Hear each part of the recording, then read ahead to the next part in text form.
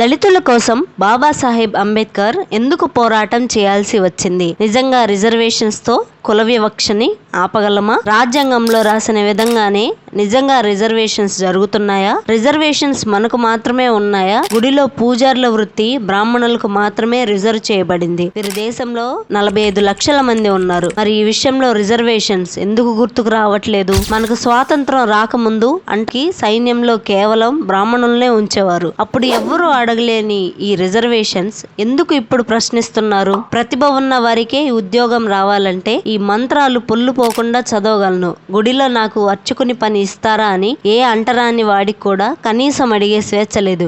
మరి ఇలా ఎందుకు? విద్యా ఉద్యోగాల్లో దళితుల రిజర్వేషన్స్ గురించి పదే పదే మాట్లాడతారు, కానీ తరతరాలుగా దళితులు ఎదుర్కొంటున్న అన్యాయాలను, అక్రమాలను, అత్యాచారాలను, వెలివేతలను కూడా దళితులకే రిజర్వ్ చేసింది. మరి వాటి మాట ఏమిటి? అగ్రకుల అమ్మాయిని ప్రేమించాడని మిర్యాలగూడకు చెందిన ప్రణయ్ని చంపించింది నిజం కాదా? ఇలా ఏ అగ్రకులం వారినైనా శిక్షించారా? వీటన్నిటికీ సమాధానం ఈ వీడియోలో తెలుసుకుందాం. వీడియో నచ్చితే లైక్ చేయండి అండ్ ఛానల్ ను తప్పకుండా సబ్స్క్రైబ్ చేయండి. వీడియో స్టార్ట్ చేసే ముందు నాదొక చిన్న రిక్వెస్ట్. మన ఛానల్ 1000 సబ్స్క్రైబర్స్ అవ్వడానికి కొంచెం దగ్గరలో ఉంది.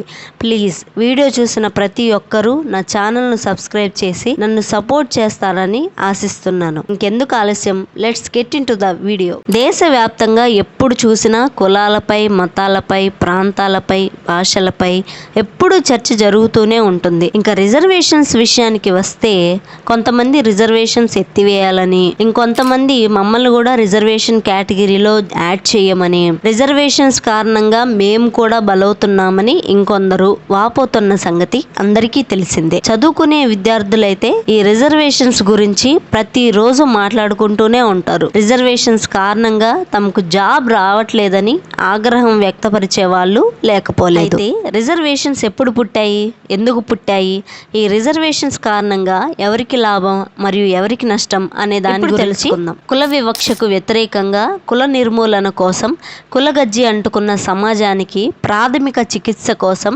రిజర్వేషన్లు మొదలు పెట్టబడ్డాయి. మన దేశంలో రిజర్వేషన్లకు 25 సంవత్సరాల చరిత్ర ఉంది. అవగాహన లేని వారు రాజ్యాంగ రచనతోనే రిజర్వేషన్స్ మొదలయ్యాయి అని అనుకుంటారు, కానీ అంతకు ముందే ఎన్నో పోరాటాలతో రిజర్వేషన్లు అమల్లోకి వచ్చాయి. 1892 నుంచి 1904 మధ్య కాలంలో సివిల్ సర్వీసెస్ కి 16 మంది సెలెక్ట్ కాగా అందులో 15 మంది బ్రాహ్మణులే. 1914 నాటికి 128 మంది జిల్లా మున్సిపల్ మెజిస్ట్రేట్స్ కి ఎంపిక కాగా అందులో 93 మంది బ్రాహ్మణులే. ఇక 1944 నాటికి 650 మంది పట్టభద్రులు కాగా 452 మంది బ్రాహ్మణులే. ఇలా పుట్టుకతో నాటుకుపోయిన అంతరాలను తొలగించడానికి రిజర్వేషన్ల పోరాటాలు మొదలయ్యాయి. 1882లో బ్రిటిష్ వారు నియమించిన హంటర్ కమిషన్ ముందు మహాత్మా గాంధీ, జ్యోతిరావు పూలే దళితులకు రిజర్వేషన్స్ ఉండాలని కోరారు. దేశంలోనే మొదటిసారిగా 1895లో కొన్ని పదవులకు వెనుకబడిన వర్గాలకు కల్పిస్తుందని సర్క్యులర్ జారీ చేసింది. ఇక 1902లో సాహో మహారాజ్ కొల్లాపూర్ సంస్థానంలో బ్రాహ్మణేతరులకు విద్యా ఉద్యోగాల్లో 50% రిజర్వేషన్లు కల్పించారు. 1908కి ముందు రాజకీయ రిజర్వేషన్స్ కోసం అనేక పోరాటాలు చేశారు. మింటో మార్లెస్ సిఫారసు మేరకు 1908లో ముస్లింలకు ప్రత్యేక స్థానాలు కేటాయించబడ్డాయి. దీని ఆధారంగానే డాక్టర్ బాబాసాహెబ్ అంబేద్కర్ దళితులకు రాజకీయ రిజర్వేషన్లకు కోరడం జరిగింది. ఇలా ఎన్నో విషయాలకు బ్రాహ్మణులపై వ్యతిరేకంగా ఉద్యమాలు చేపట్టారు, నిరాహార దీక్షలు చేశారు. అయినా కూడా దళితుల రక్తపాతానికి నిస్వార్థ మహనీయుడు బాబాసాహెబ్ అంబేద్కర్ కృషితో రిజర్వేషన్లు మొదలయ్యాయి. 1950లో రాజ్యాంగం అమల్లోకి వచ్చింది. సామాజిక వివక్షను అంతం చేసి సమానత్వ బోధన కోసం రిజర్వేషన్లు ప్రవేశపెట్టబడ్డాయి. ఇక రిజర్వేషన్లు ఎందుకంటే ఈనాటికి జరుగుతున్న కుల వివక్షను నివారించడానికి, చారిత్రకంగా జరిగిన తప్పుల్ని సవరించడానికి రిజర్వేషన్లు ఊతకర్ర లాంటివి. తాత్కాలిక ఉపశమనం కోసమే గాని శాశ్వత పరిష్కారానికి కాదు. ఇక రాజ్యాంగంలో చెప్పినట్లుగా సరిగా రిజర్వేషన్లు అమలు జరుగుతున్నాయా అంటే 2012లో కేంద్రంలో 149 మంది కార్యసిద్ధి స్థాయి అధికారులుంటే అందులో ఒక్క ఎస్సీ కులస్తుడు లేడు, 4 ఎస్టీలు ఉన్నారు. సివిల్స్ పదవుల్లో 3251 మంది రిక్రూట్ కాగా అందులో 13.9% మంది దళితులు, 7.9% మంది గిరిజనులు, వెనుకబడిన కులాల వారు 12% మాత్రమే ఉన్నారు. మిగిలిన ఉద్యోగులంతా అగ్రకులం వారే.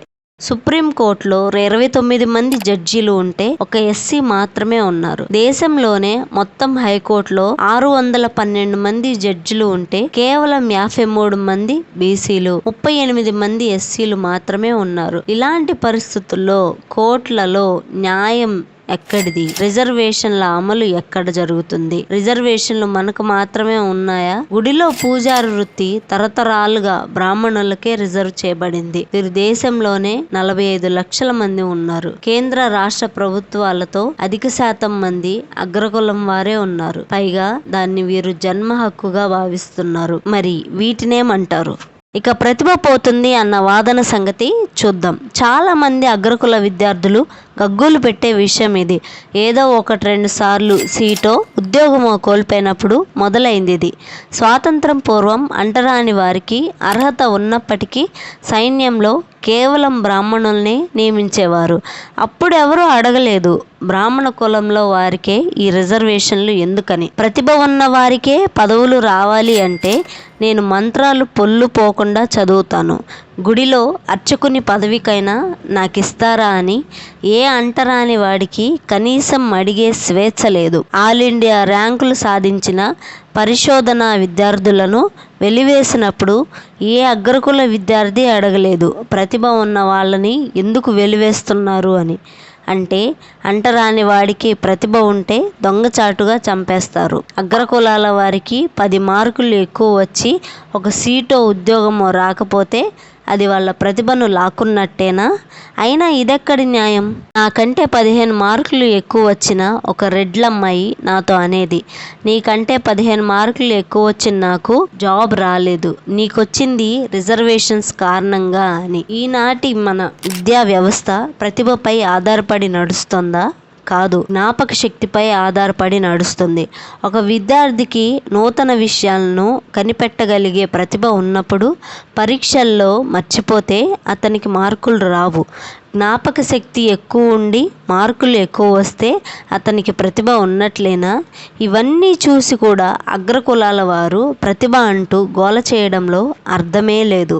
విద్యా ఉద్యోగాల్లో దళితుల రిజర్వేషన్ల గురించి పదే పదే మాట్లాడుతున్నారే కానీ తరతరాలుగా అగ్రకులాల అన్యాయాలను, అక్రమాలను, అత్యాచారాలను వెల్లువెత్తడం కూడా దళితులకే రిజర్వ్ చేసింది. మరి వాటి మాట ఏమిటి? విశ్వవిద్యాలయాలలో దళిత విద్యార్థులే తరతరాలుగా ఆత్మహత్యలు చేసుకుంటున్నారు. దళిత ఆడపిల్లలను రేప్ చేసి చంపేస్తే కేసు కూడా ఫైల్ చేయకుండానే ఆపేసిన కేసులు నగరాల్లో లేవా? అగ్రకుల అమ్మాయిని ప్రేమించాడని మిర్యాలగూడలో ప్రణయ్ని ప్లాన్ చేసి చంపలేదా? మంతెనలో మధుకర్ని అతి దారుణంగా అంతమొందించలేదా? ఇలా ఏ అగ్రకులం వారినైనా శిక్షించారా? మరి ఈ అనుభవాలు దళితులకే ఎందుకని అడగరెందుకు? ఇలా మాకు రిజర్వ్ చేయబడిన జాబ్లు కనబడవు కానీ ఇలా మనుషుల మధ్య నీచపు కుల వ్యవస్థ నుంచి ఉపశమనం పొందుతూ ఊపిరి తీసుకుంటున్న విద్యార్థుల మీద ఇంత పగ ఎందుకు? రిజర్వేషన్లు నిజాయితీగా 10 ఏళ్లు అమలు చేసినా చాలు, తర్వాత రిజర్వేషన్లు